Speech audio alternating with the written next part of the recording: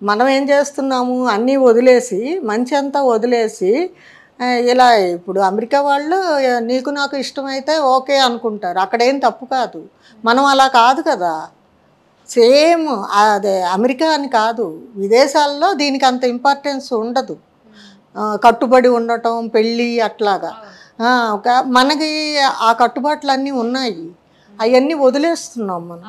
ఇప్పుడు పిల్లలు ఎవ్వరూ పట్టించుకోవట్లేదు. పెళ్ళయ్యాకైతే విడిపోవటానికి కొంత ఆలోచిస్తారు. ఈ సహజీవనంలో ఏముంది, ఏది చిన్నది నచ్చకపోయినా సరే విడిపోదాం. అలా ఎంతమందితో కలిసి ఉంటారు మీరు, సహజీవనం చేస్తారు? అది ఏమన్నా పద్ధతా? లేదు కదా. మొన్న మా బ్రదర్తో మాట్లాడుతూ ఉంటే ఒక చిన్న డౌట్ ఎక్స్ప్రెస్ చేశాడు వాడు. ఇప్పుడు వ్యభిచారం చేస్తుంటే హోటల్లో పట్టుకుంటాం మనం. అలాగ రైడ్కి వెళ్ళారు పోలీసులు. వెళ్ళినప్పుడు మేము సహజీవనం చేస్తున్నామని సపోజ్ వాళ్ళు అన్నారనుకో, పోలీసులు ఏమన్నా చేయగలరా?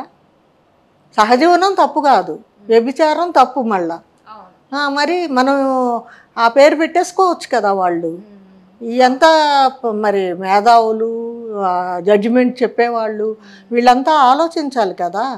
మనం తీర్పులు ఇచ్చేటప్పుడు మనం జడ్జి గారిని తప్పు పట్టే అంత స్థాయి నాకు కూడా లేదు. కానీ నాకు తెలిసింది ఏంటంటే, మన సంస్కృతి సాంప్రదాయాలకు విరుద్ధంగా తీర్పులు ఉండకూడదు అని అనిపిస్తుంది నాకైతే.